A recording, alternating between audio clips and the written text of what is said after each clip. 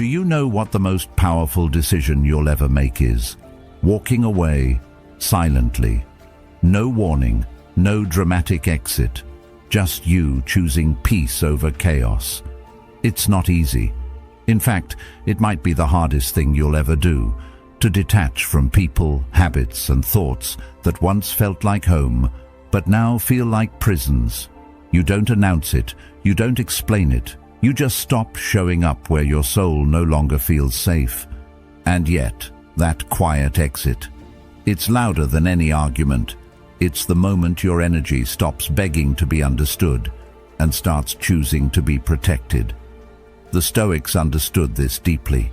Why do we keep feeding those thoughts with noise, drama, and emotional clutter? Why do we stay in places that drain us just because we're afraid to leave without saying a word? Let me be honest with you. Real strength isn't in confrontation. It's in control. It's in learning to let go of what weakens you without asking for permission. This video is going to walk you through 15 things you must silently remove from your life. No anger, no chaos, just clarity. If that resonates with you, if you're tired of being who the world expects you to be and you're ready to grow into the person you were meant to become, then please subscribe. Because this might be the first step in your quiet revolution. Let's grow, silently but powerfully. 1. The mask you wear for approval. You don't have to pretend anymore. You really don't. That quiet performance you put on just to be accepted, the nods you give when you disagree, the fake smiles you wear when you're hurt, the silence you keep when you want to speak. It's exhausting. There comes a point where wearing the mask becomes heavier than just facing whatever reaction your real self might get. Maybe it started in school. Maybe it came from family or a relationship, or some moment you didn't even notice. But slowly, piece by piece, you built a version of yourself designed to be safe, to be liked, to be acceptable. And now that version of you is so rehearsed, even you forget it's not real. The truth is, being liked for a mask means nothing. It means they don't actually like you. They like the character you play. That's why it never feels fulfilling, even when you get the approval. Even when you're surrounded by people, you still feel alone. Because deep down, no one really knows you. And how could they? You've kept yourself hidden under layers of what people wanted to see. You keep adjusting your tone, your style, your pace, trying to match what others expect, hoping that if you just keep everyone happy, they'll stay. But what if the price for that approval is your own peace? It's not selfish to be yourself. It's not wrong to have opinions, to walk away, to say no, or to outgrow people who only knew the older version of you. If being real makes someone uncomfortable, that's their discomfort to carry, not yours. You weren't born to perform. You were born to live, to grow, to breathe fully in your own skin without apology. Yes, letting go of the mask will mean losing some people, but you're not really losing them. You're losing the illusion that they were meant for you, because anyone who only wants the version of you that pleases them was never interested in you in the first place. You can feel it when it's time to be real. Your body starts rejecting the act. You feel drained after every interaction that demands the fake smile. You feel hollow after agreeing with something that felt wrong. That's your inner compass screaming for freedom. The Stoics believed in alignment between thought, word, and action. When you say what you mean, when you act from truth, your soul breathes easier. Epictetus said, "If you wish to improve, be content to be thought foolish and stupid." Because sometimes the path to becoming your truest self starts with being misunderstood. And maybe that's the price of honesty, being misread. But it's worth it. Because what's the alternative? Living a life that isn't yours, chasing approval that never fills you, pretending forever. You weren't put here to be a watered-down version of yourself for someone else's comfort. You were put here to walk your own path, even if it's unfamiliar to others. And the strange thing is, when you start living as your real self, you don't just feel free. You actually start attracting people who see you, support you, and love you for exactly who you are, not who you pretend to be. It's a strange kind of peace. The peace that comes from no longer trying to manage everyone's perception. You stop replaying conversations in your head. You stop wondering what they think. You stop editing yourself. And in that space, something quiet but powerful begins to grow. Self-respect. Not arrogance, not defiance. Just a calm confidence that says, this is who I am. And I'm okay with that. You don't need to explain it. You don't need to justify it. You just need to live it. Letting go of the mask doesn't mean becoming harsh or cold. It means becoming whole. It means finally allowing the parts of you that have been buried, your voice, your ideas, your real laughter, your boundaries, to rise again. You'll feel awkward at first. You might even feel guilty. That's normal. You've been trained for years to believe that pleasing others is the same as being kind. But the kindest thing you can do is show up truthfully, because that gives others permission to do the same. You'll be surprised at how much lighter life feels when you stop filtering yourself. Conversations become easier, relationships become clearer, and decisions, they stop being about what will they think and start being about what feels right for me. That shift is everything. It's not about becoming rebellious, it's about becoming real. No more nodding when you want to shake your head. No more laughing when something doesn't feel funny. No more saying yes when your body says no. You don't owe anyone the version of you that made them comfortable. Growth is uncomfortable. Truth is uncomfortable. But silence and pretending are worse. They chip away at you quietly until you don't even recognize your own voice anymore. So take the risk. Be misunderstood. Be too much. Be quiet. Be bold. Be unsure. Be evolving. But above all, be you. Let them call it strange. Let them call it selfish. Let them walk away if they need to. But you walk home to yourself. That's where your peace lives. That's where your real power begins. The day you drop the mask is the day you start living for real. 2. The excuse called tomorrow. Let's be real. I'll do it tomorrow has probably stolen more from your life than anything else. Not failure, not rejection, just delay. Quiet, harmless-looking delay. It's so subtle that you almost don't notice it. How often you trade today for a promise that never arrives. You convince yourself that you're waiting for the right moment, that things need to align, that you need a little more clarity, or time, or energy. But days turn into weeks, and weeks into years, and the dreams you swore you'd chase get buried under calendars filled with excuses. The most dangerous thing about tomorrow is how reasonable it sounds. It's not dramatic. It doesn't scare you. It just whispers, "Not now," and you believe it, again and again. What we often forget is that action doesn't require perfection. You don't need to have all the answers, or all the resources, or even all the courage. You just need to begin. There's a strange kind of freedom that comes when you stop waiting and start moving. Not rushing, just moving. One step, one small, imperfect action. That first move unlocks something inside you. Momentum, clarity, confidence. All the things you thought would come before action often only show up after it. Waiting won't bring certainty, but doing, that's where everything changes. You know what's worse than failure? Regret. Because at least when you fail, you learn, you grow, you build something real. But regret, that just eats away at you slowly.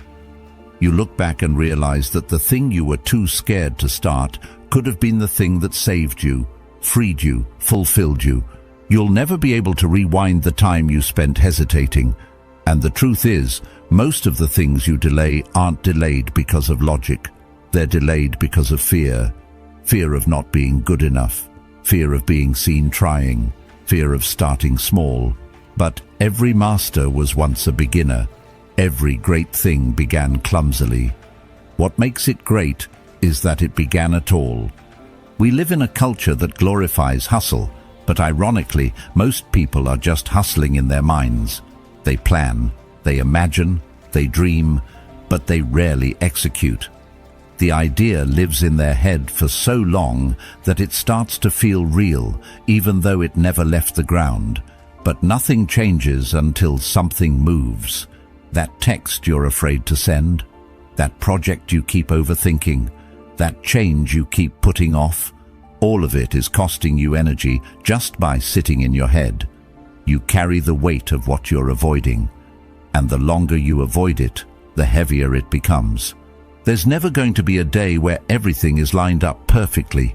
The fear will still be there, the doubts will still whisper, the obstacles won't vanish, but neither will your desire, and if it keeps coming back, that's not coincidence.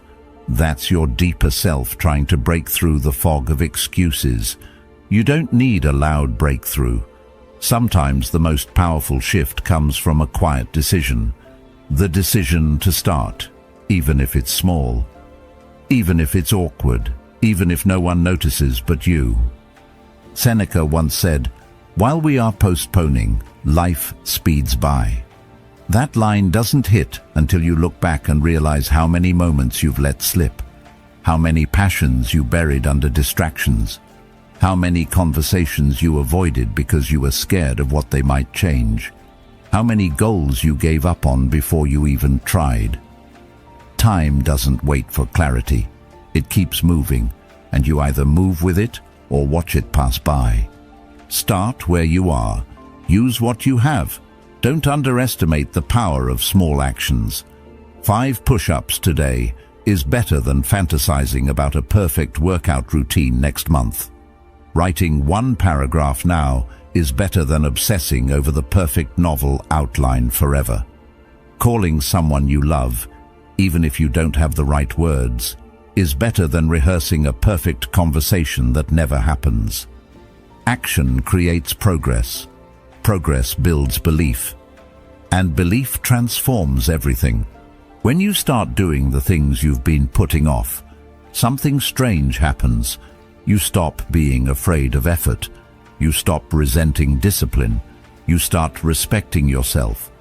That self-respect is priceless. It's not about crossing everything off a list. It's about becoming the kind of person who follows through, who keeps promises to themselves, who no longer lets fear dress up as logic. You can still be thoughtful. You can still reflect. But reflection without movement turns into rumination. And overthinking is just fear disguised as preparation. At some point, you have to stop reading about the life you want and start living it. One bold, messy, beautiful step at a time. You might trip, you might fall, but even if you do, you'll be further ahead than the version of you that stayed frozen, waiting for perfect conditions. Your life won't change in a single day, but it can begin to shift today. That's what matters, that you stop giving your power away to a day that doesn't exist, that you realize someday isn't on the calendar, only today is. And you, not tomorrow, not next year, not when everything is ideal, you are enough to begin right now. 3. That looping tape of the past. It's strange how the past can feel more alive than the present.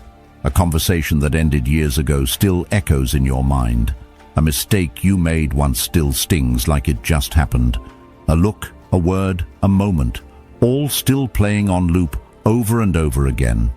Some of those memories aren't even that significant when seen from a distance, but they carry emotional weight that never got released. They linger, not because they're powerful, but because they were never truly processed. And so, they become part of your inner dialogue, not in the background, front and center, always reminding you of what went wrong, of what hurt, of what broke. You might think that remembering is necessary, that it protects you from being hurt again. But there's a difference between remembering and reliving. One teaches you, the other traps you, and far too many people confuse self-awareness with self-punishment. You don't need to keep replaying the hardest chapters of your life just to stay grounded. You're not required to keep those wounds open as proof of survival. What happened, happened. You survived, and survival is enough. You don't have to live inside the same story forever. There's a part of you, maybe small, maybe buried, that knows this. That part of you wants peace. It doesn't want to forget what happened, but it doesn't want to be defined by it either. And that's the key. You are not what happened to you. You are not your trauma. You are not the pain.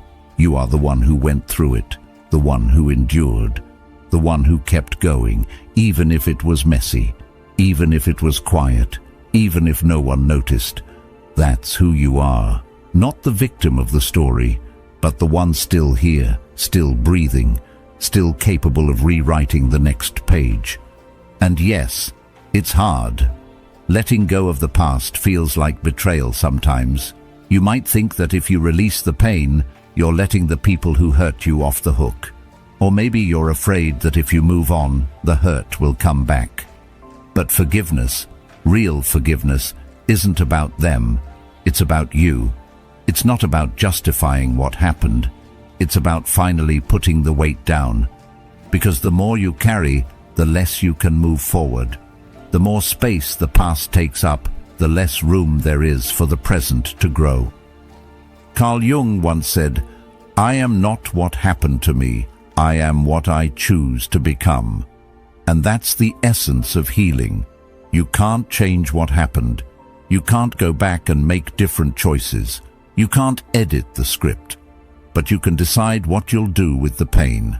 Will it become a cage or a compass? Will it hold you in place or point you towards something better? The most painful thing isn't always the event itself. It's the way we carry it afterward. We replay the memory. We analyze every detail. We wonder what we could have done differently. And in doing that, we keep the wound fresh. The mind keeps touching it, poking at it, never letting it scab over. Healing doesn't mean the past disappears. It means you stop letting it dominate your present. You stop waking up every day with your heart already heavy from yesterday. And here's what people don't often admit. Sometimes we hold on to pain because it's familiar. It becomes part of our identity. We get used to being the one who was hurt, who was abandoned, who made the mistake. And without realizing it, we build our self-image around it. So the idea of letting go isn't just about peace. It feels like losing a part of ourselves. But that version of you, the one who went through all of that, they're tired. They've done enough. They don't need to keep reliving it for you to remember your strength. They deserve rest. You don't owe your past anything. You've paid your dues. You've done the reflection. You've carried the lessons. Now it's time to carry only that. The lesson, not the burden. The wisdom, not the wound. The insight, not the pain. You are allowed to change your story. You are allowed to heal without seeking permission. You are allowed to be more than your worst moment.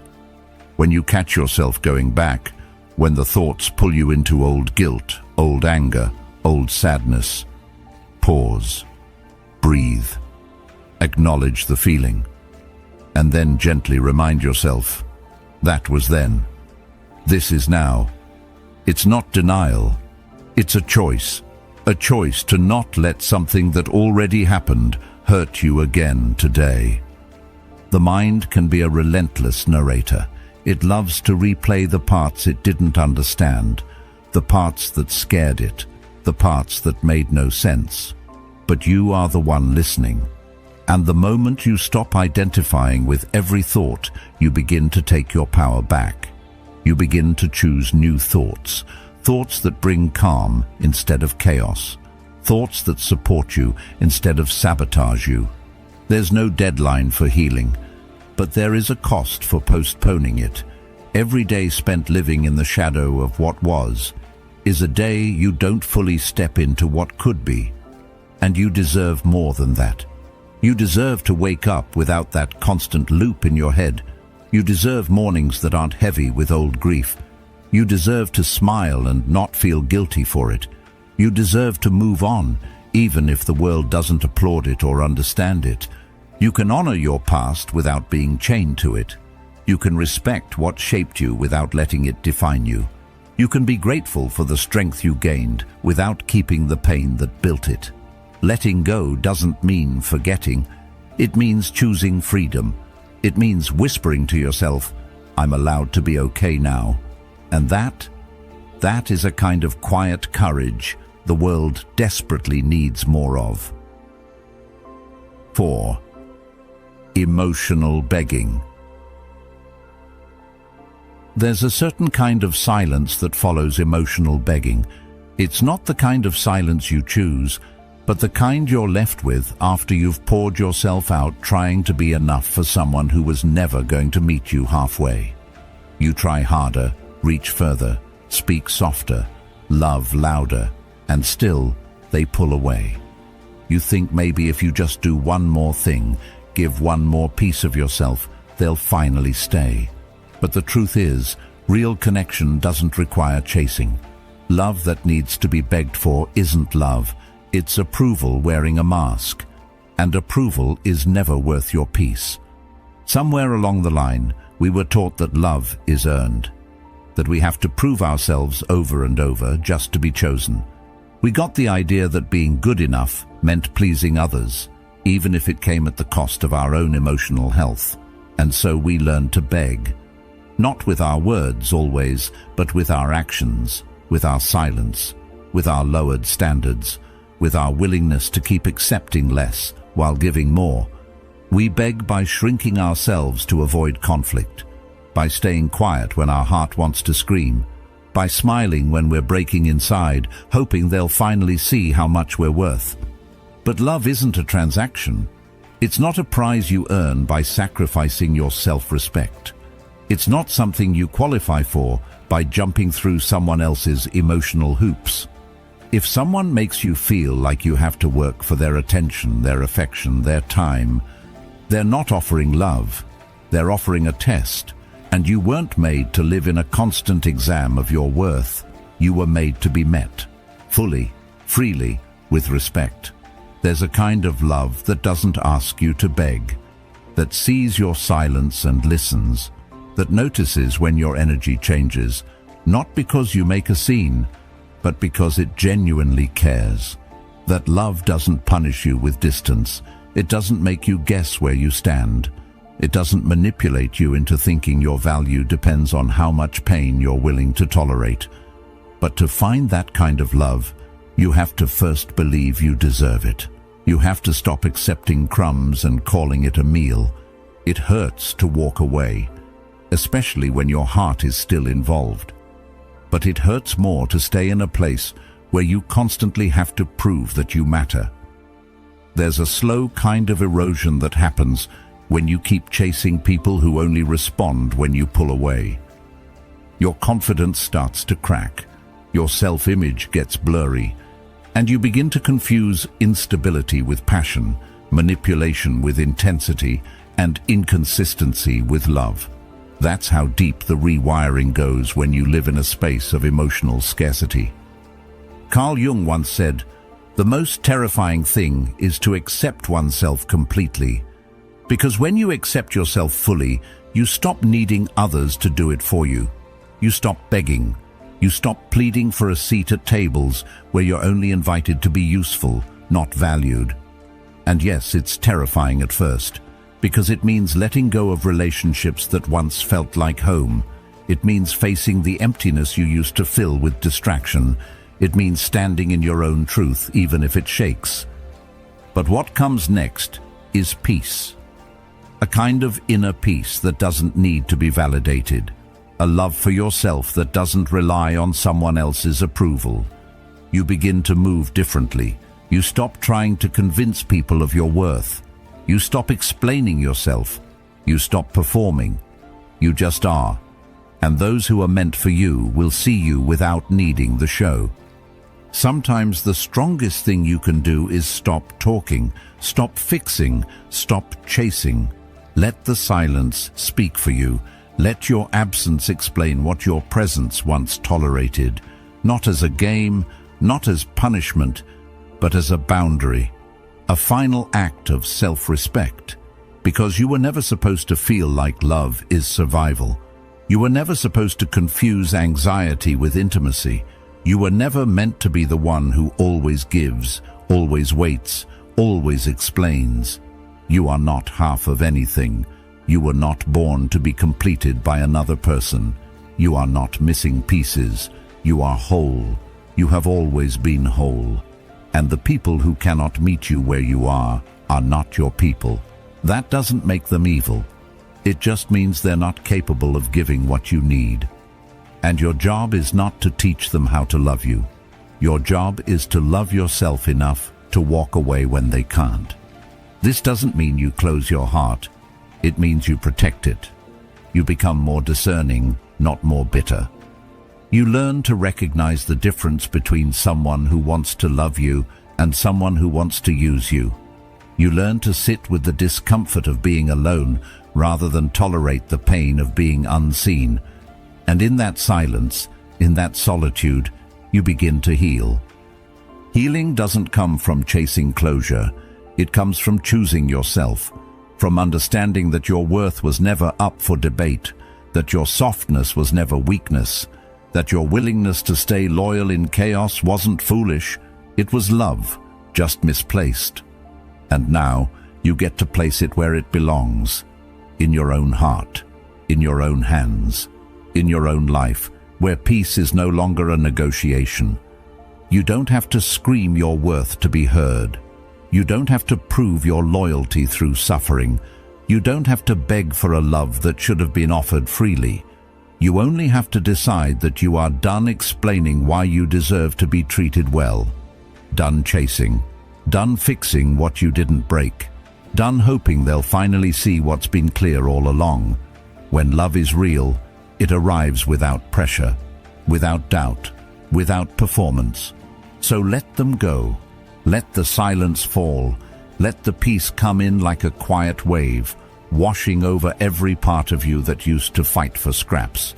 This isn't giving up. This is rising up. This is remembering who you were before you convinced yourself you had to be earned. This is the end of emotional begging and the beginning of something so much better. 5. Your imaginary catastrophes. You're not a fortune teller, and yet you live as if you are, forecasting disaster after disaster, writing mental scripts for conversations that haven't happened, rehearsing pain that may never come. Every time you imagine the worst, your body tightens, your breath shortens, and your peace drains out of you like a slow leak. You try to control the future by preparing for it in your mind, but all that's really happening is that you're suffering twice. Once for something that hasn't happened, and once again for letting the fear of it shape your present. There's something exhausting about constantly preparing for impact, like walking through life in a flinch, always bracing for the next bad thing. It becomes a habit. You start believing that worrying keeps you safe, that if you think about every possible outcome, you'll be ready. But worry doesn't prepare you. It paralyzes you. It robs you of the only time you ever truly have, now. And the truth is, most of what you fear never becomes real. Most of the imagined conversations don't happen. Most of the failures you dread never show up. And even when they do, they never play out the way you pictured. Because reality is rarely as cruel as fear makes it out to be. We often talk about fear like it's logical, like it's helpful. But fear doesn't show up with facts. It shows up with noise. It hijacks your attention and points it at things that are out of your hands. And once you're hooked, your imagination takes over. Suddenly you're predicting the end of relationships, the collapse of plans, the judgment of others. all based on shadows. But shadows aren't proof. They're just absence of light, and you have more light than you think. It's not your job to predict the future. It's your job to be present in what's real, to face what is, not what might be. And yes, it's uncomfortable. The unknown always is. But discomfort isn't danger. That's the mistake your mind keeps making. Just because something is unfamiliar doesn't mean it's unsafe. Just because you don't know how something will turn out doesn't mean it will go badly. In fact, the best things in your life probably began without certainty. You moved anyway. You chose anyway. You trusted anyway. Fear has a clever way of disguising itself as logic. It tells you that you're being cautious, responsible, realistic. But most of the time, you're just running mental simulations of failure and calling it preparation. You end up rehearsing heartbreak before love even has a chance. You imagine being judged before you've spoken. You fear losing something before you've even had the courage to fully hold it. That's not safety. That's self-sabotage wearing a mask. Marcus Aurelius wrote, "Today I escaped anxiety." Or no, I discarded it, because it was within me, in my own perceptions, not outside. This wasn't just philosophy, it was survival. The understanding that your mind can either be your sanctuary or your prison. And every time you choose to believe your anxious thoughts without questioning them, you reinforce the bars around you. But what if you chose to challenge those thoughts instead? What if you let them pass without grabbing onto them?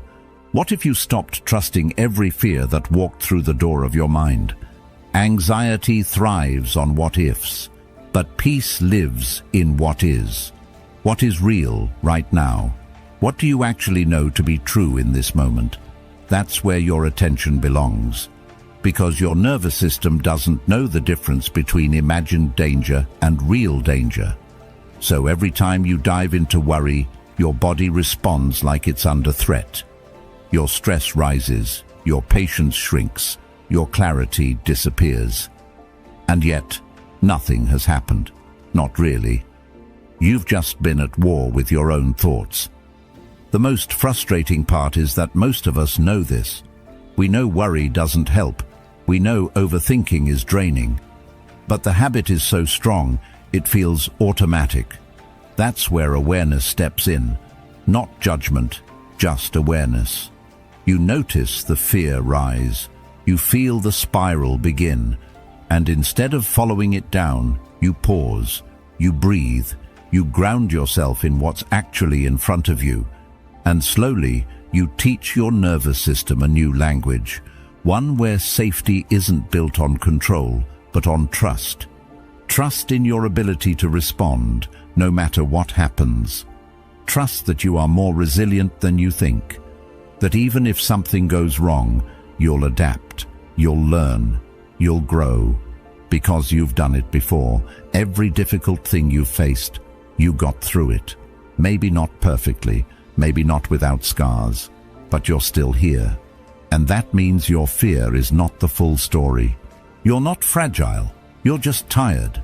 Tired of holding the weight of every possible outcome. Tired of playing chess with imaginary problems.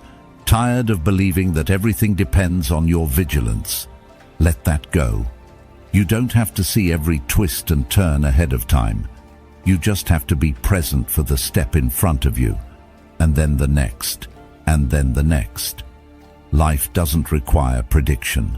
It requires participation. So take a breath, drop your shoulders. You don't need to solve tomorrow today. You don't need to protect yourself from a future that doesn't exist yet. All you need is the courage to show up for what's real. And what's real is this: you are safe in this moment. You are breathing, you are aware, you are capable. And when fear comes knocking again, because it will, you'll know it for what it is. Noise, not prophecy, just noise. Let it pass. Because the more you stay in the now, the quieter that noise becomes. And in that quiet, something beautiful begins to grow. A trust in yourself, that no catastrophe, real or imagined, can take away. 6. Silent grudges that corrode you. Holding on to resentment feels like control, like if you just stay mad enough, guarded enough, cold enough, you won't be hurt again. You think that staying angry keeps you strong, that it creates distance between you and the people who did you wrong. But in truth, the only thing it builds is a prison, and you're the one locked inside. The grudge doesn't protect you. It poisons you, quietly, slowly, until your peace is so clouded you can't even remember what it felt like to be light. It doesn't always show up loudly either. Sometimes it's not the blow-up argument or the dramatic falling out that leaves the deepest scar.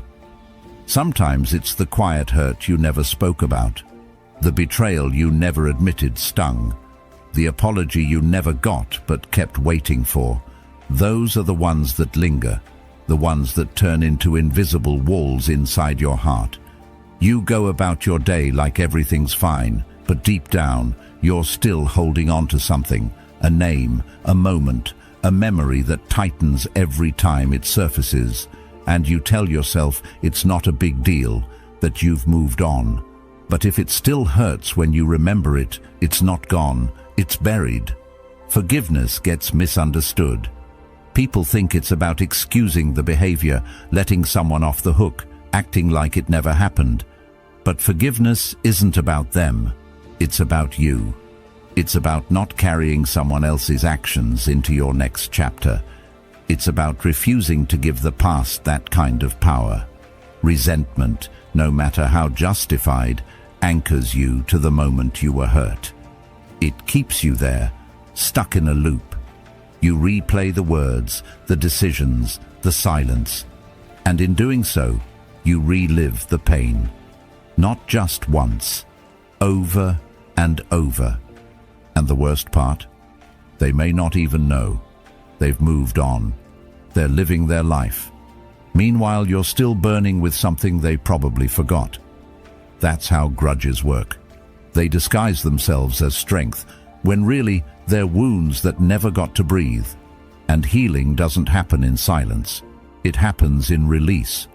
In deciding that you're done giving energy to something that only takes from you. Holding on to anger becomes part of your identity. You start reacting from it, thinking from it, living through it. You think you're protecting yourself, but really you're repeating a pattern that only makes things heavier. You avoid closeness, fearing betrayal. You pull away from love, expecting disappointment. You mistrust others because trust once got broken. But none of that is healing. It's just self-preservation, and it's exhausting. The real power isn't in staying angry, it's in choosing peace. Not because they earned it, not because they asked for it, but because you're tired of bleeding for someone else's mistake. That doesn't make you weak, it makes you wise.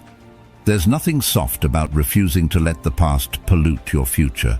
It takes real strength to unclench your fists and walk away without revenge. To say, this hurt me, but it won't define me. You don't need to call them. You don't need to tell them. Forgiveness doesn't always require a conversation. Sometimes the most powerful thing you can do is release it internally, quietly, fully, and feel the weight start to fall off. The bitterness leaves your chest. The tension leaves your jaw. The story stops replaying every time you're alone.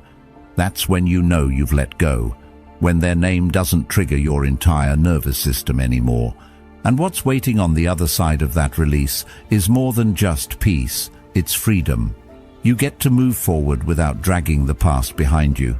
You get to show up in relationships without old wounds clouding your view. You get to breathe, fully, finally. Not everything that hurt you has to stay part of you. You're allowed to heal. You're allowed to put it down, even if they never said sorry, even if they never acknowledged what they did.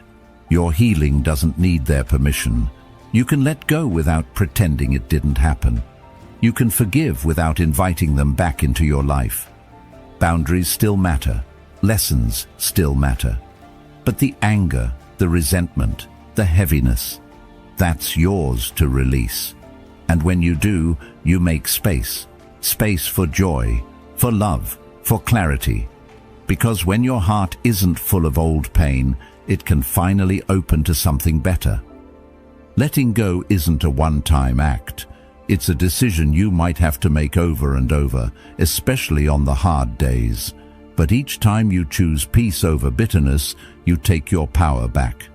Each time you choose not to react from the old story, you become more of who you're meant to be. And that version of you, the one who's not owned by anger, is the one who can finally rest. So if you're still carrying something, ask yourself, what would it feel like to be free from this? What would your life look like if you weren't weighed down by something that's already over? And then ask yourself the real question. Do they deserve that space in your mind? Or do you deserve that space for yourself? Not everything needs closure. Sometimes you are the closure. Sometimes your decision to be done, without drama, without revenge, without explaining yourself, is enough. You're not giving them a pass. You're giving yourself peace. And that's worth more than any grudge you could ever hold. 7. The fake finish line, called happiness. We've been told a lie so many times we stopped questioning it. The lie that happiness lives somewhere out there, in the next job, the next relationship, the next version of yourself. That once you finally make 6 figures, or move to a new city, or find that one person who just gets you, you'll arrive. You'll be whole. You'll be happy. So you chase, you grind, you scroll, you compare. You build this finish line in your mind, believing that once you cross it, everything will click into place. But what nobody says out loud is this: that finish line keeps moving. Every time you get close, it shifts. And no matter how fast you run, it never really feels like enough. It starts early. You think happiness is in getting good grades, then it's graduating, then it's landing the job, then it's getting promoted, then it's finding someone, then it's settling down, then it's starting over. The line is always just a little further away, and it's exhausting. You wake up with a life that looks fine on the outside, but inside you're still waiting, still hoping, still thinking, maybe after this I'll finally feel okay. But happiness was never meant to be a finish line. It was always supposed to be the way you walk, not where you're headed. You can have the money, the love, the success, and still feel empty. Because if the voice in your head is critical, if your nervous system is always on edge, if your self-worth depends on external achievements, nothing out there will ever be enough. You'll keep chasing newer, better, more, not because you're greedy, but because you've been trained to measure your worth by how far ahead you can get. You don't even realize it's happening. It's built into the culture. The ads, the algorithms, the timelines, all pushing you to chase an image of life instead of actually living it. Carl Jung once said, "The privilege of a lifetime is to become who you truly are, not to impress, not to accumulate, but to become." That's where real peace is found, not in arriving at some perfect version of your life, but in being present for the one you already have. Because here's the truth most people miss. Happiness doesn't announce itself with fireworks. It's not loud, it's not dramatic, it's subtle. It shows up in small moments.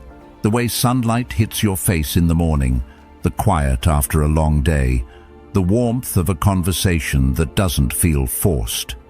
But if your mind is always on the next thing, you'll miss it. You'll miss everything. Perfection is seductive. It gives you something to aim for. It feels productive. But it's a trap, because perfection doesn't exist, and the pursuit of it will leave you burnt out and numb.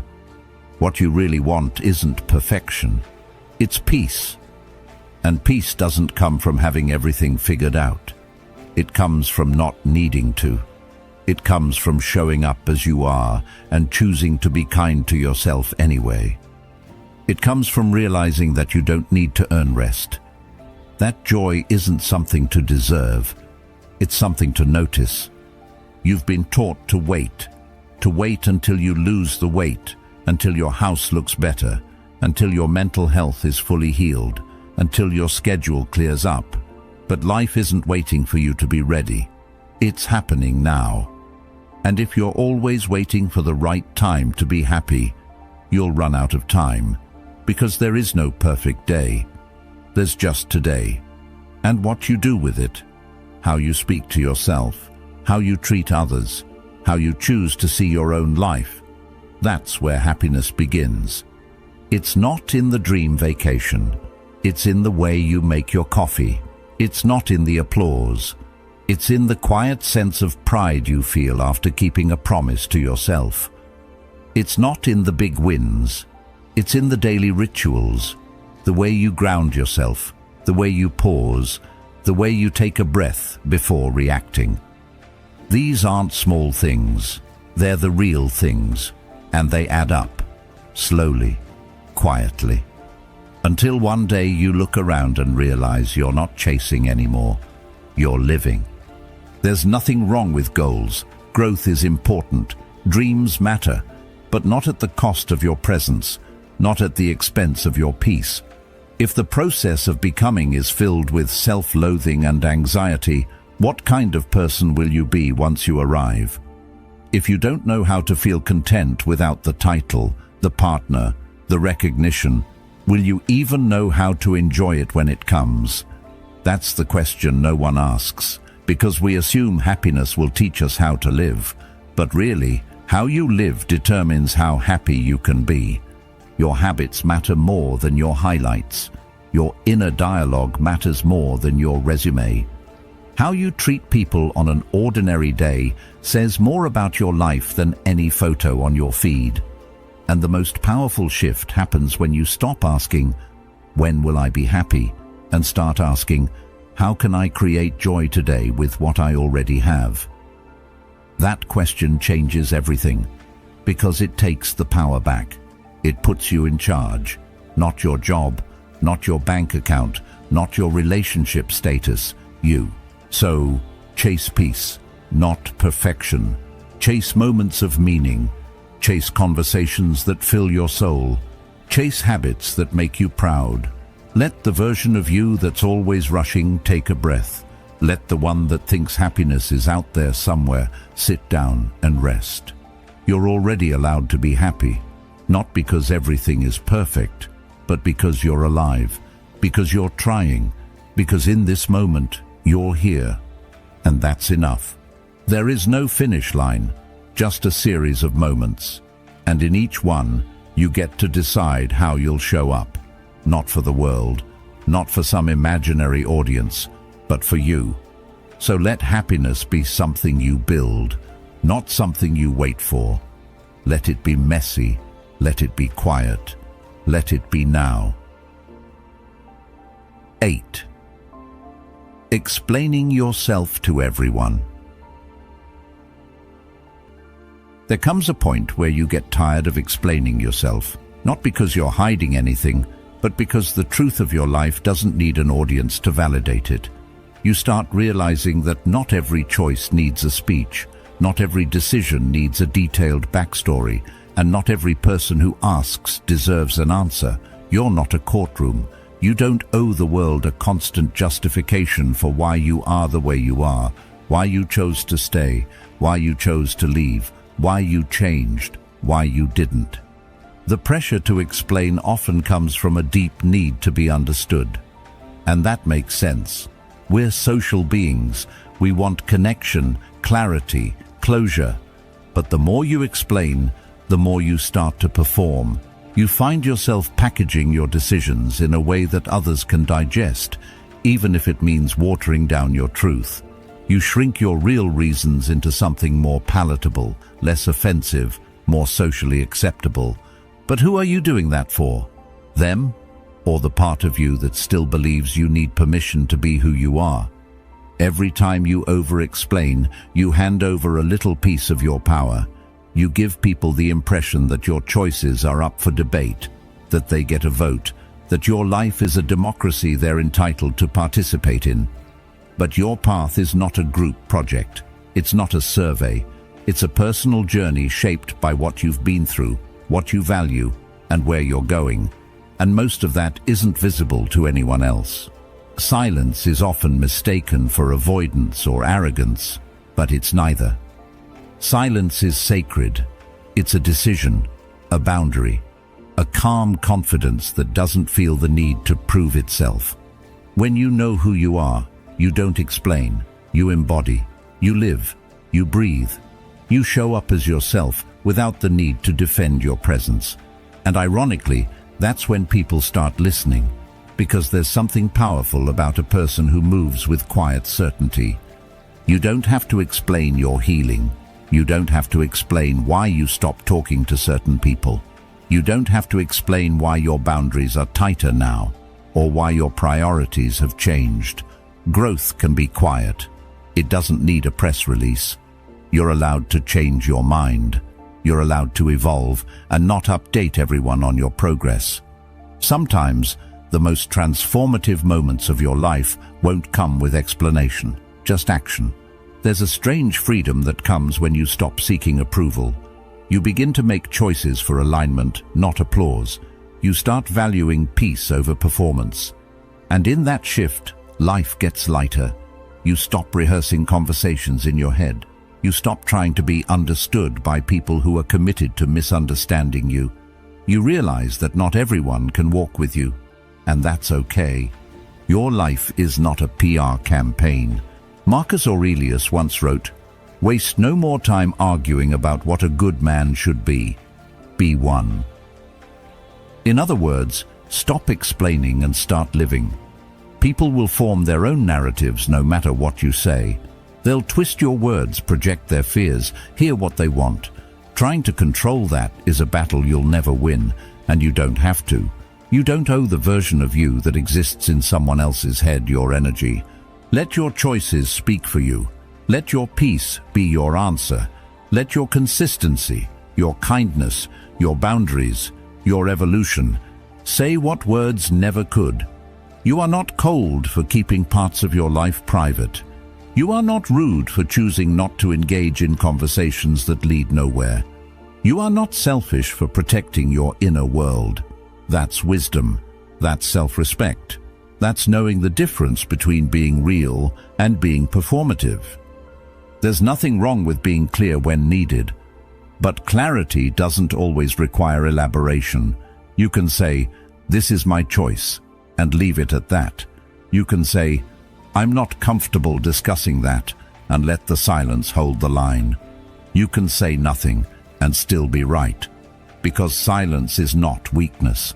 Sometimes silence is strength dressed in restraint. And here's the thing, the people who genuinely love and respect you, they don't need long explanations.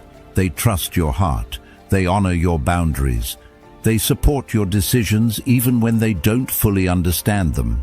That's how you know they're your people, not because they agree with everything, but because they don't demand you prove yourself. You don't have to exhaust yourself trying to make everyone comfortable with who you are. You don't need to edit your truth to make it easier to swallow. You don't need to dilute your growth so others don't feel left behind. If someone needs a full breakdown of your healing just to accept that you're different now, they're not really looking to understand. They're looking to control. And you've grown past that. You've come too far to keep handing out explanations like apologies. This is your life, your healing, your rhythm, your truth, and it's not up for review. You are not rude for choosing silence. You are not difficult for choosing peace. You are not distant for choosing self-respect. You are simply choosing to live aligned without constantly translating yourself for others. So stop explaining and start being. Start living as someone who no longer seeks permission to exist. Let that be your quiet rebellion. Let your actions, your stillness, your strength be the only explanation you ever need. 9. Habits that quietly kill your energy. Most people think energy is lost in big, dramatic ways: burnout, exhaustion, emotional crashes. But the truth is, energy is usually drained in silence, in small, seemingly harmless habits that sneak into your day and settle in like background noise.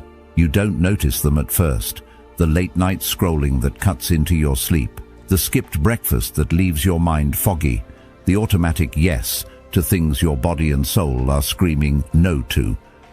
These tiny moments, repeated daily, chip away at your vitality.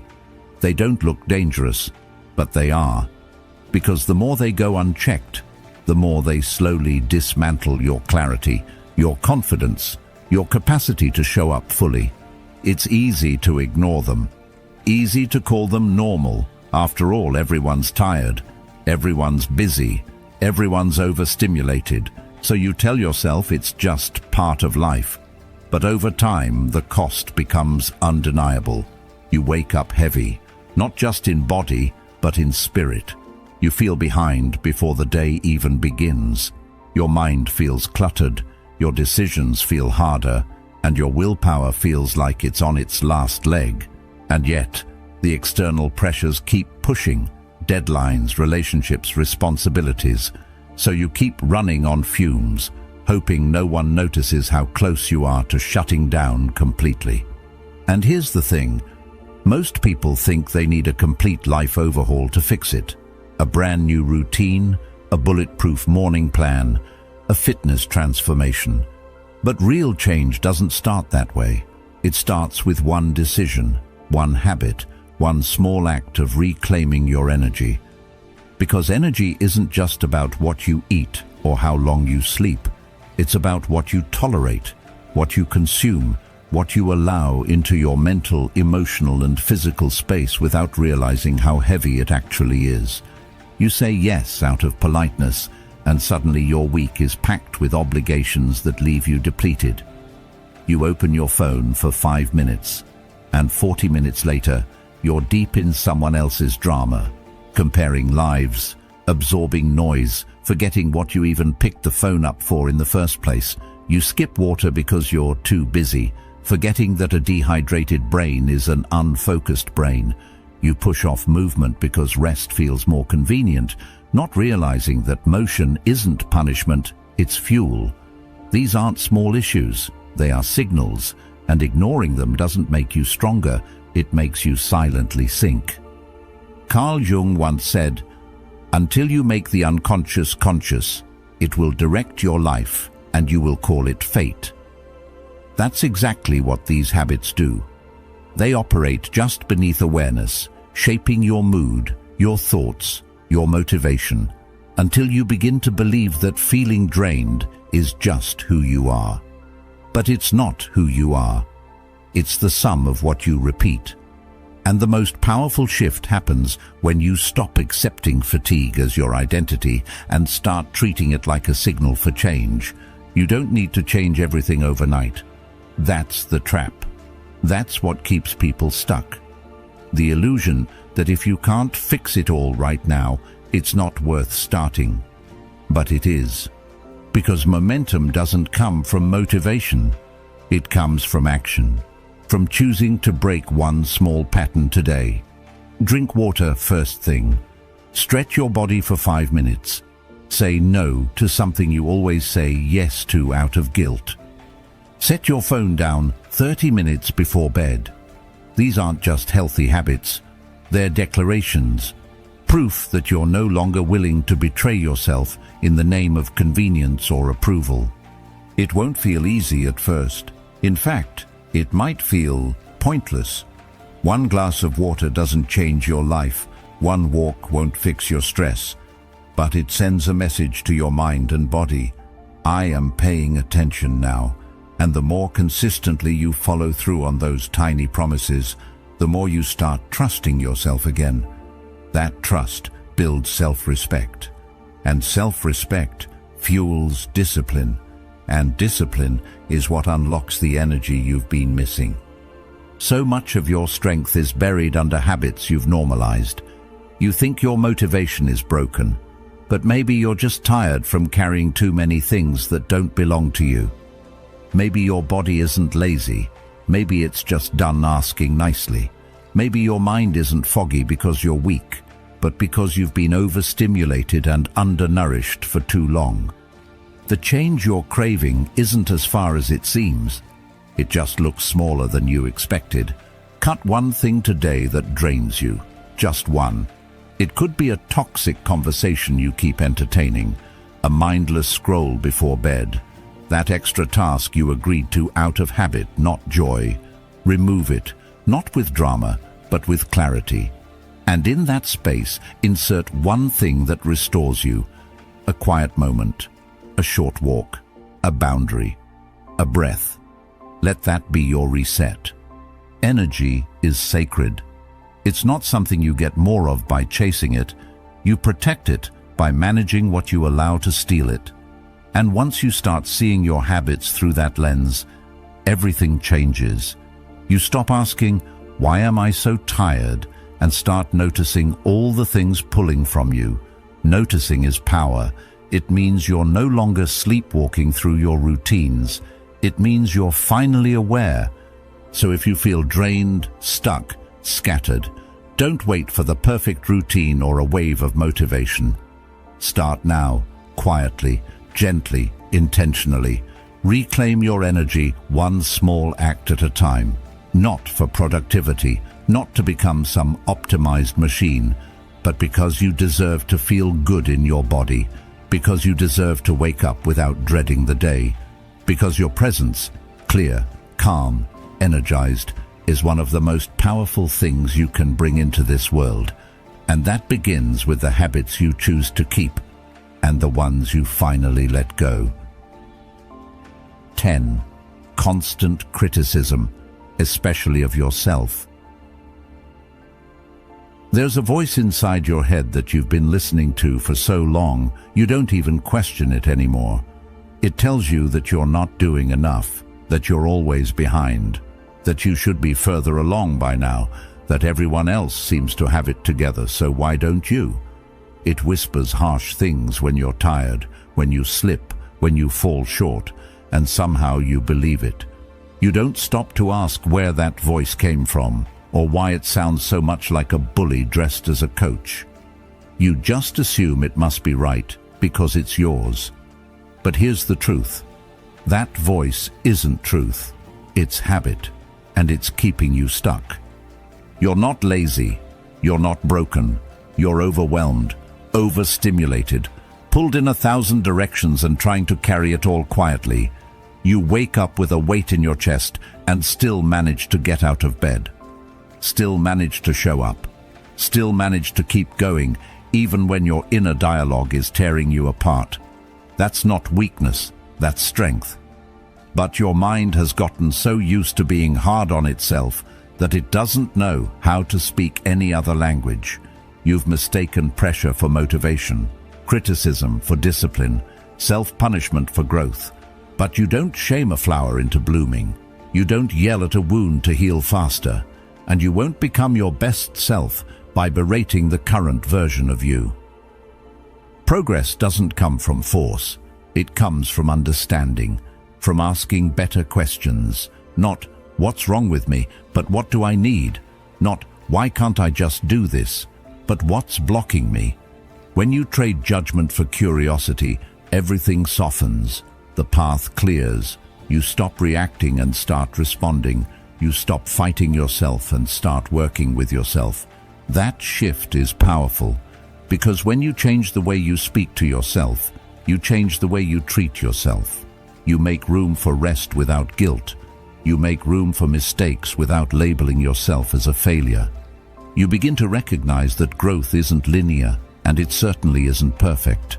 There will be days you feel on fire, and days you feel like you're unraveling. Both are part of the process. Both are allowed. And neither one says anything about your worth. Carl Jung once said, "I am not what happened to me, I am what I choose to become." That includes what you choose to believe about yourself. That includes the narrative you repeat in your mind every single day. If your thoughts are always anchored in self-blame, self-doubt and self-attack, then no matter what you achieve, it will never feel like enough. You'll reach your goals and still feel empty. You'll cross milestones and still hear that voice saying, "Yeah, but you could have done it better." So maybe it's not about doing more. Maybe it's about pausing long enough to ask, where did I learn to speak to myself like this? And more importantly, do I still need to? Because there's a version of you waiting on the other side of that harshness. A version that still has dreams, still wants joy, still believes peace is possible, but they need you to be on their side first. Not just when things are going well, but especially when they're not. Anyone can offer themselves grace on a good day. But what about the messy ones? The ones where nothing gets done, where you feel like giving up, where everything feels heavy and loud and pointless. That's when you need the kindest version of yourself the most. Being compassionate with yourself doesn't mean you're giving up. It means you're creating the conditions for sustainable change. Because discipline built on shame will always crack. But discipline built on care, on truth, on kindness, on understanding, that's unshakable.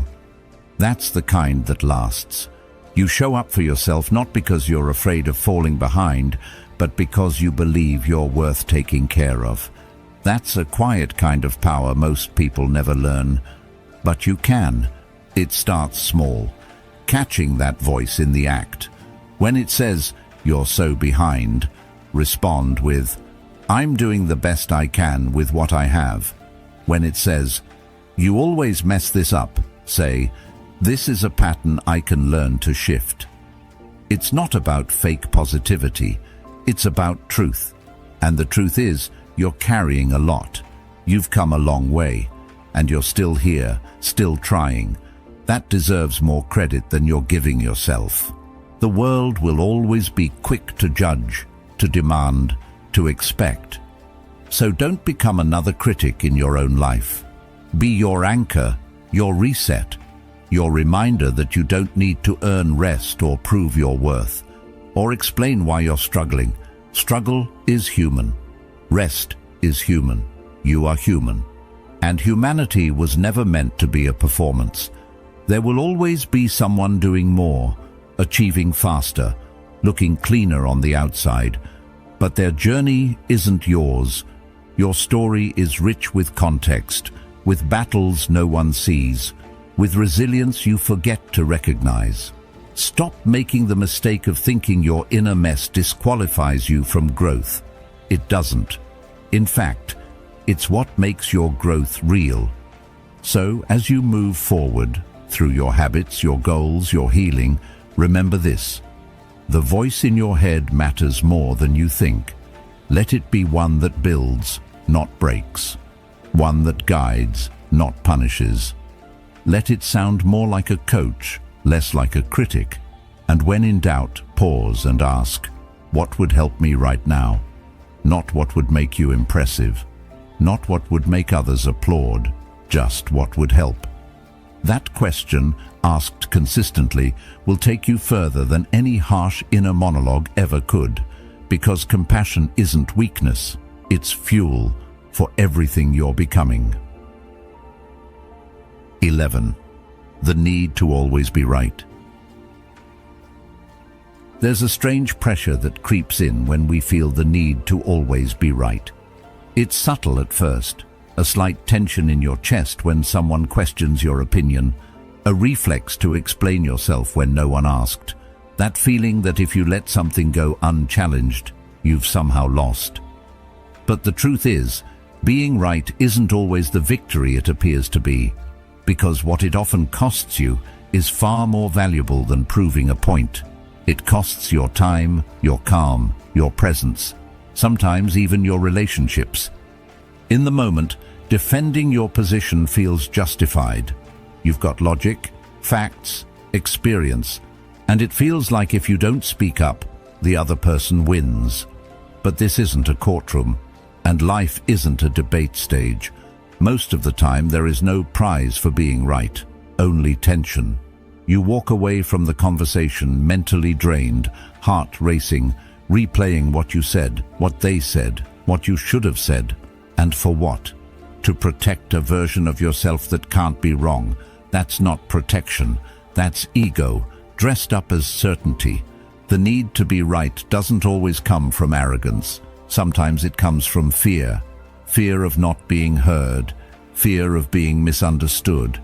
Fear that if you're wrong, you'll be seen as less competent, less intelligent, less valuable. But being wrong doesn't make you less. It makes you human. Everyone misses the mark.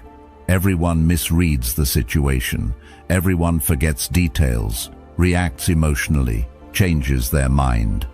What matters more than being right is being rooted, grounded enough in your own worth that disagreement doesn't feel like a threat. Carl Jung said, "Everything that irritates us about others can lead us to an understanding of ourselves."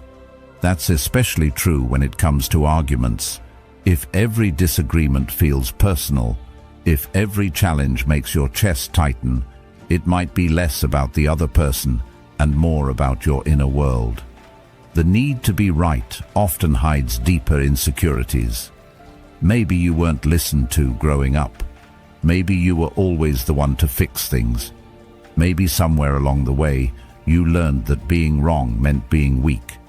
But you're not that child anymore. You're not in that chapter anymore. You can be wrong now and still be safe. There's a kind of quiet strength in saying, "You might be right," and meaning it. In stepping back from the tug of war and choosing peace over pride. It doesn't mean you have no opinion. It means you've grown past the need to fight every battle, because not every hill is worth dying on. Some arguments are just noise, distractions that pull you away from what actually matters. And in those moments, the strongest move isn't to win, it's to let go. Imagine what your days would feel like if you didn't take the bait every time someone misunderstood you. If you didn't feel the need to explain every detail, if you could hear someone's view without needing to correct it, you'd have more energy, more clarity, more time to focus on things that fill you instead of drain you. Letting go of the need to be right is like dropping a weight you didn't realize you were carrying. It's not always easy, especially when you're passionate about something, when you know you're right. But that's when it matters most. That's when choosing grace over ego becomes a practice, a conscious decision to prioritize your peace over your pride. You don't have to prove anything. You don't have to convince anyone. Your value doesn't increase when you win an argument, and it doesn't decrease when you walk away from one. There's a difference between standing for truth and chasing validation. The first is rooted in confidence. The second is rooted in insecurity. When you know who you are, you don't argue to be seen. You speak to be clear, and if that clarity isn't received, you move on. You don't cling. You don't spiral. You don't waste hours trying to fix what doesn't want to be understood. You keep your energy. You protect your focus. And in doing that, you build something stronger than the illusion of control. You build inner peace. You realize that your opinion doesn't need an audience to be valid, that your perspective doesn't lose value when someone else disagrees, that the goal isn't to be right, the goal is to be free. Free from overthinking, free from over-explaining, free from the emotional tug-of-war that keeps you tethered to people's approval. It's not about being passive.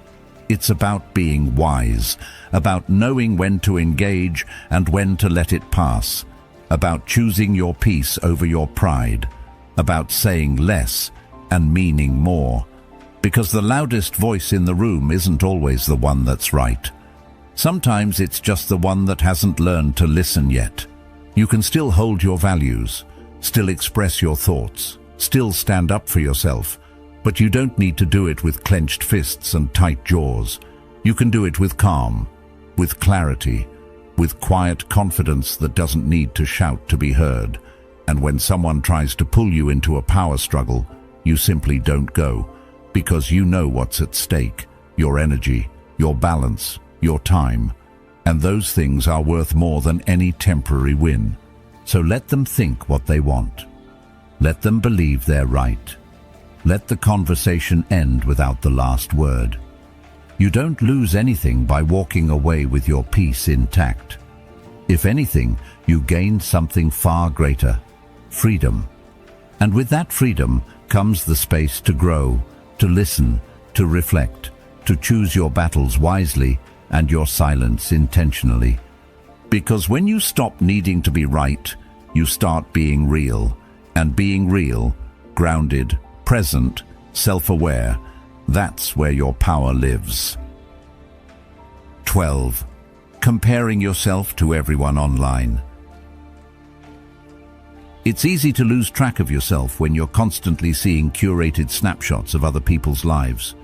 You open your phone and in seconds you're flooded with images of perfect bodies, perfect homes, perfect relationships, perfect careers. Everyone seems to be moving faster, looking better, doing more. It's subtle at first, that tightening in your chest. You weren't feeling bad about yourself before, but now you're questioning everything. Your pace, your progress, even your worth. Not because anything changed, but because your mind was hijacked by comparison.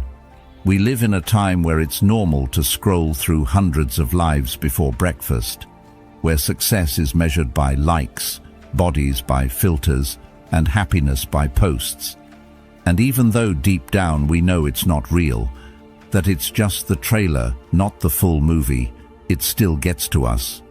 Because the brain doesn't filter reality when it's under pressure. It doesn't say, "This is staged." It says, "Why am I not there yet?" And just like that, your peace evaporates.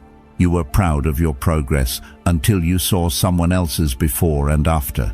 You were content with your life until someone else's joy looked shinier.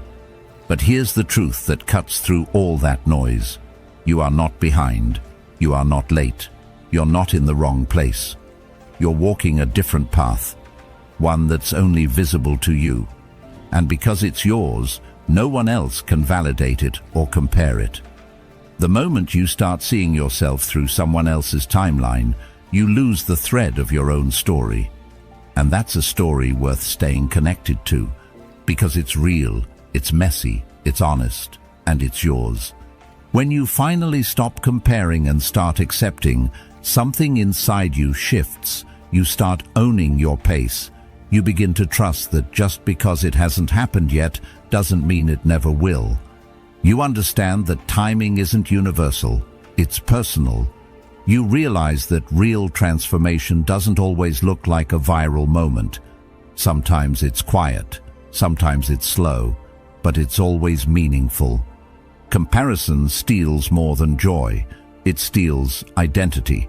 It makes you question your instincts, doubt your choices.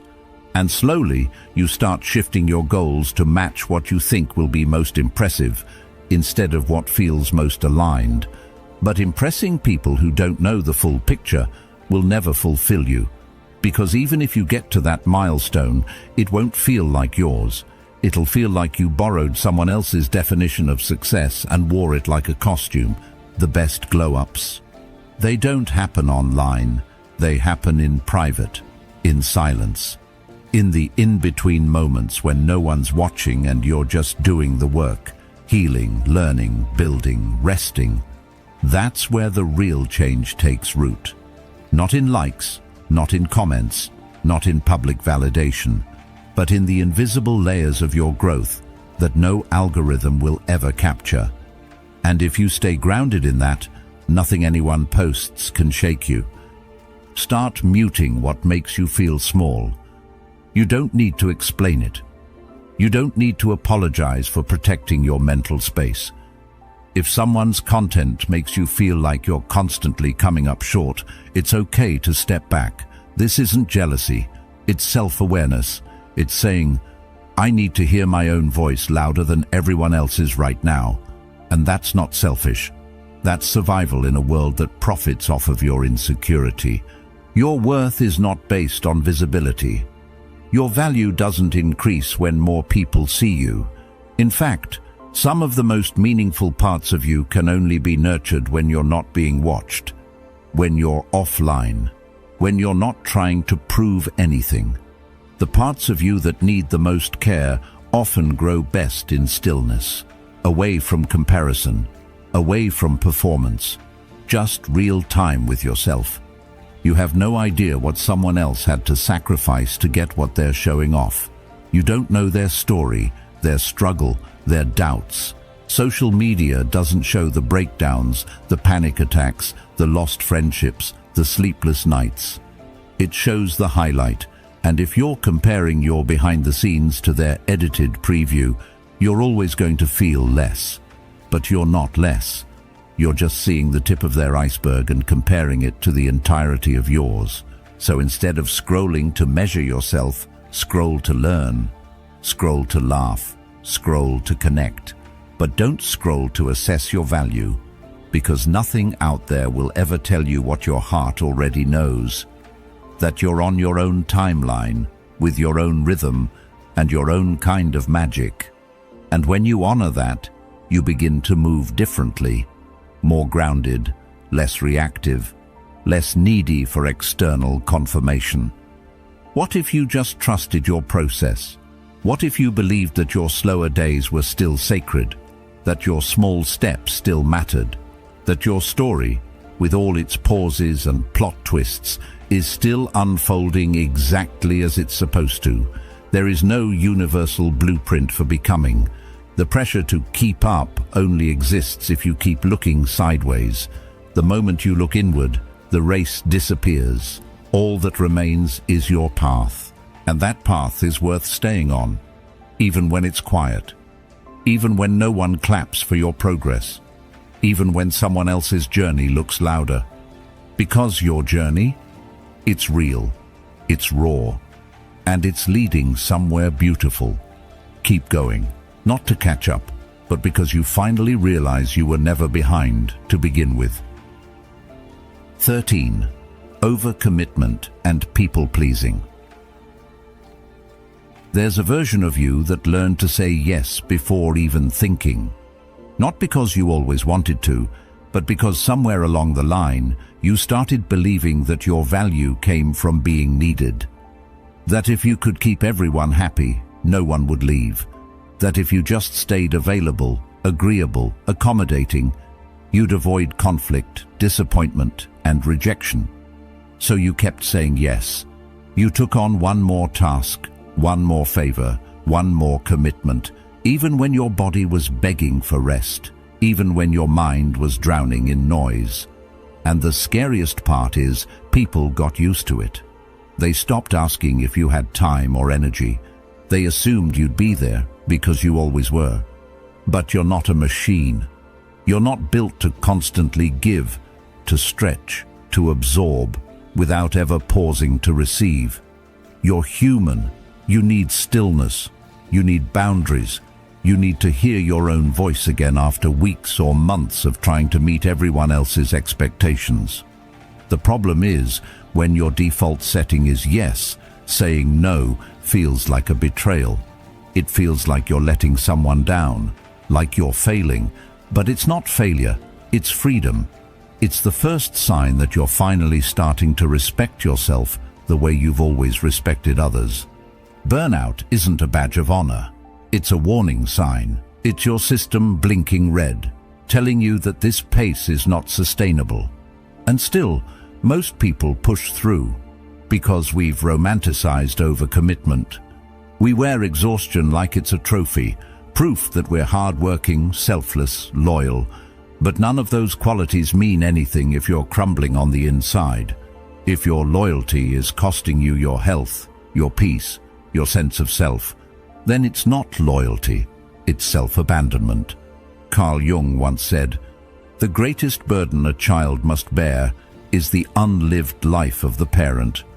And maybe that's where some of this people-pleasing started. You learned to be what others needed, to carry what others couldn't, to stay small so others could feel big. But you're not that child anymore. And it's no longer your job to keep everyone comfortable. Your job now is to take up space. to protect your time, to value your own needs, even when no one else validates them. Saying no is not rude, it's clear, it's a complete sentence. You don't have to explain it, you don't need to soften it with a long apology. You don't owe anyone a spreadsheet of your energy levels. If it doesn't feel right, if it stretches you too thin, if it pulls you away from what matters, you're allowed to decline. And not just allowed, but expected to, if you want to build a life that honors your truth instead of other people's demands. You are allowed to rest, not because you earned it through exhaustion, but because you are a living being who deserves recovery. You're allowed to leave texts on read, not because you're ignoring anyone, but because your nervous system isn't built to be in constant connection. You're allowed to prioritize silence, to cancel plans, to not be available all the time. That doesn't make you unreliable, it makes you real. And real people have limits. Overcommitting might make you feel useful, but it eventually makes you invisible, even to yourself. You start forgetting what you want, what lights you up, what actually matters to you. Because your schedule is full of everyone else's needs, you start reacting instead of choosing, drifting instead of directing. And slowly, your identity becomes a patchwork of other people's expectations. But you are not here to be everything to everyone. You are here to be deeply aligned with the few things that matter most. Peace isn't selfish, it's sacred. It's what allows you to show up with presence, not resentment, with depth, not depletion. When you say yes to everything, you dilute your power. You scatter your energy across a dozen things and show up halfway for all of them. But when you say no, even to good things, you make space to say yes to the things that are actually meant for you. That's not selfish, that's wise, and it's hard, especially if you've been wired to seek approval through service.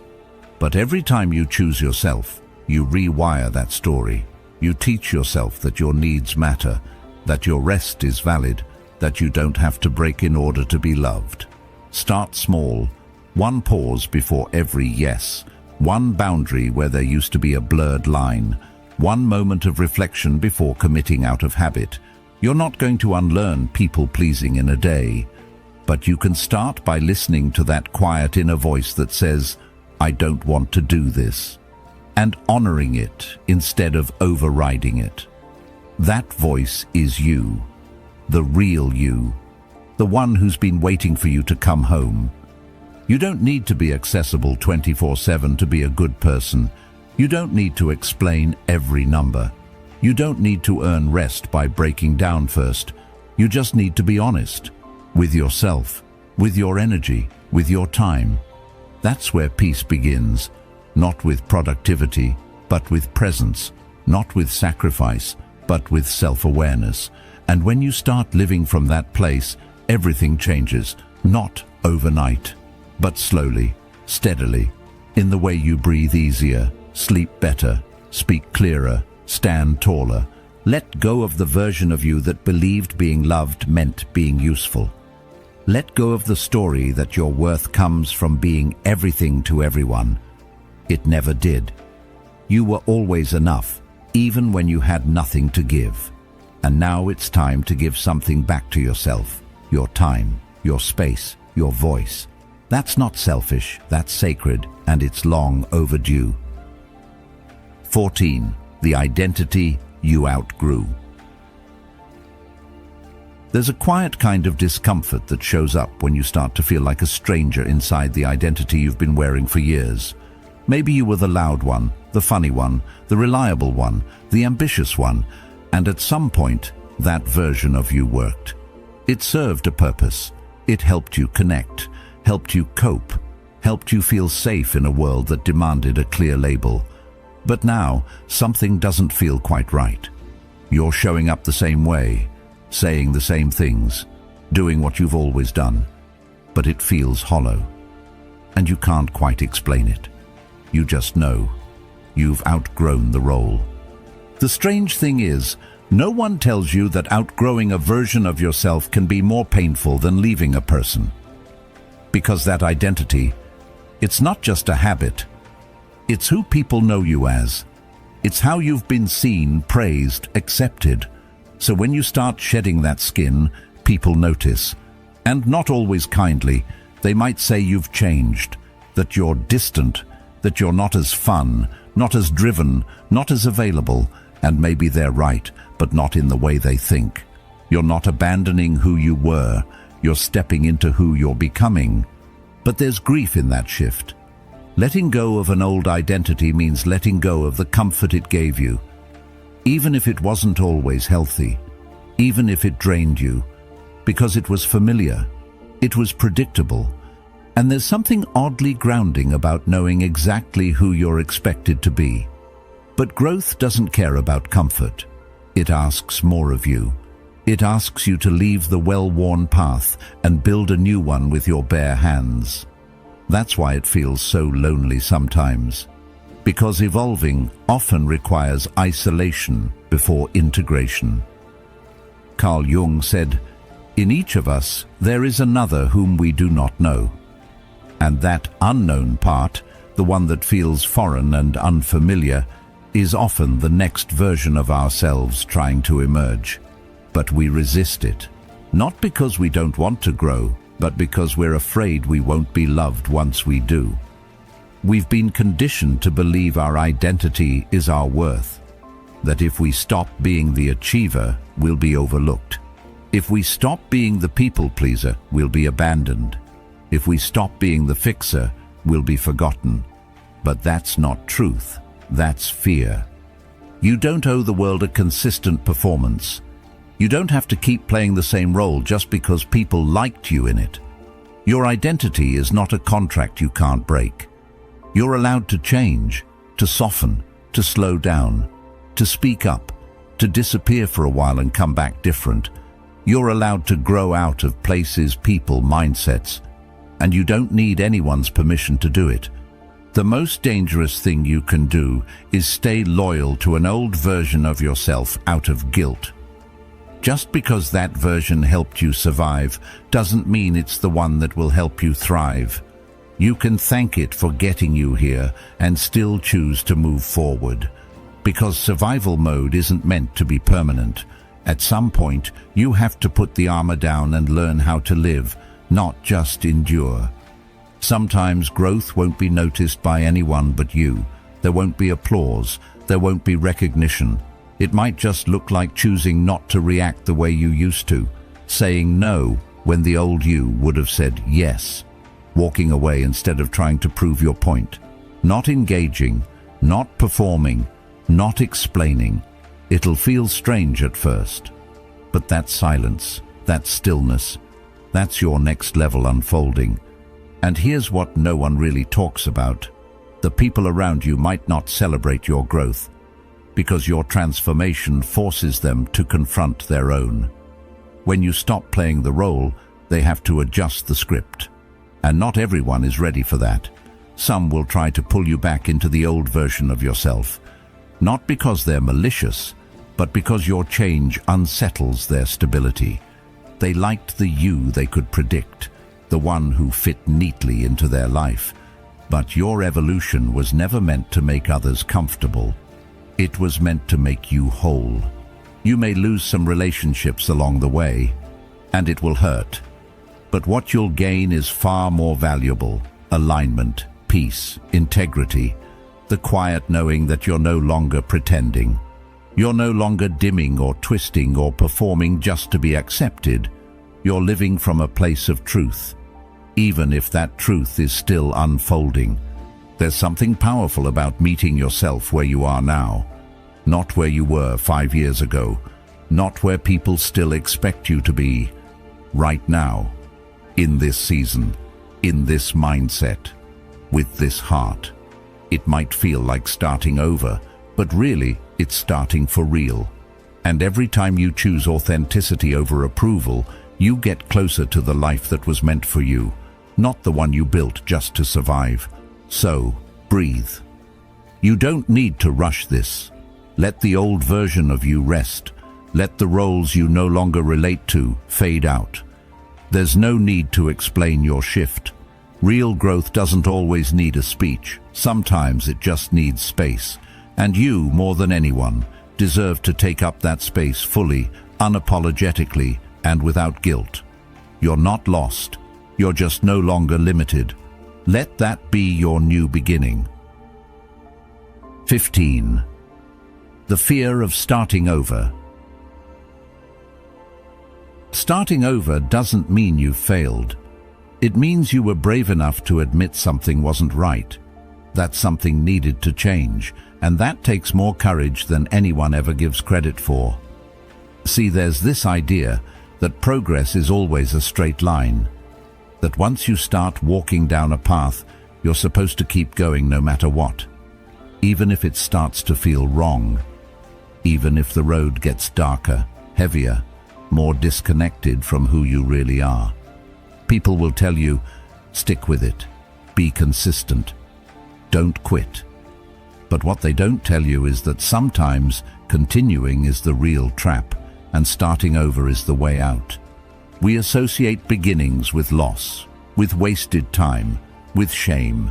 We look at the years we spent in the wrong job, the wrong relationship, the wrong version of ourselves, and we tell ourselves it was all for nothing.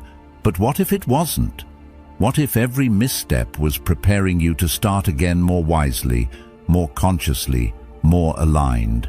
You're not going back to square one. You're returning to yourself, but this time with experience. The fear of starting over is really the fear of the unknown, of letting go of what's familiar, even if it's painful. We tell ourselves, I've come this far, I can't just walk away. But here's the truth. If where you've come to doesn't feel right, why keep going? Who are you proving anything to? It's not weakness to pivot, it's wisdom. It means you're finally listening to yourself, not your ego, not other people's expectations, but the quiet truth that's been whispering, this isn't it. Seneca once said, every new beginning comes from some other beginning's end. And that's the part most people struggle with, the ending, the letting go. Because even if it's hurting you, there's comfort in the known. You knew who you were in that place, that job, that role. Starting over means stepping into something unformed, unpredictable. It means becoming a beginner again. And for most of us, that's terrifying. But it's also where freedom lives, because when you no longer need to carry the weight of who you were, you become free to explore who you can be. It's important to understand that starting over isn't always dramatic. Sometimes it's subtle. It's waking up one morning and deciding not to tolerate disrespect anymore. It's turning down a job offer that looks good on paper but feels wrong in your gut. It's letting go of a friendship that drains more than it gives. It's not always quitting your job or moving to a new city, though it can be. Sometimes it's simply allowing yourself to dream again after you stopped believing you were allowed to.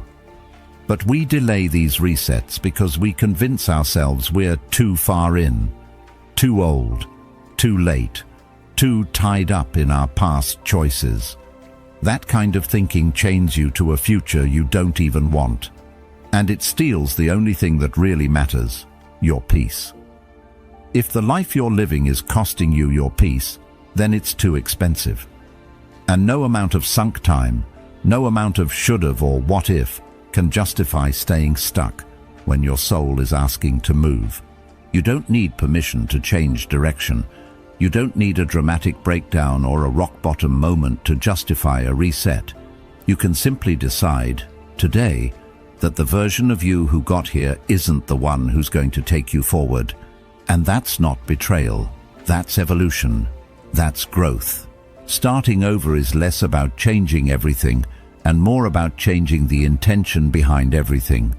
You may still live in the same city, still have the same job, but your mindset, your boundaries, your purpose, those things can shift. And when they do, they change everything around them. Because when you show up different, the world meets you differently. Opportunities you couldn't see before start to appear. People who align with your values begin to show up. The things you used to chase start to lose their grip. You move with clarity instead of confusion. And yes, the beginning may feel lonely. You may not have the same circle cheering you on. You may not have a roadmap. You might stumble. You'll doubt. You'll want to go back. But keep going, because every person you admire, every story that moved you, started with someone deciding they couldn't keep living the same day over and over. They chose the discomfort of beginning over the numbness of staying. That's what made the difference. The hardest part is often the first step. That moment when you pack up the version of yourself you've outgrown and step into the unknown. But once you do, something incredible happens. You begin to feel light again. Not because the path is easy, but because it's yours. And that kind of ownership, that kind of alignment, creates momentum. Slowly, quietly, the fog lifts. And you start to see who you're becoming. Not someone brand new, but someone more honest, more whole. So don't fear the reset. Don't let the voice in your head tell you it's too late, or too risky, or too selfish. Listen instead to the part of you that's tired of pretending, that's exhausted from performing, that's quietly craving a new chapter. Let that voice lead, because it knows the way. You were not meant to shrink yourself to fit into a life that no longer fits. You were meant to expand, to evolve, to rise. And sometimes, the only way to do that is to start again. Even if your hands are shaking, even if your voice trembles, even if no one understands, begin anyway. This is not the end. It's the invitation to become everything you were too afraid to be before. You are not lost. You are simply becoming. The world may not understand your quiet transformation, but one day your silence will speak louder than everything you left behind. Watch the next video now, and thank you for being a part of Stoic Journal.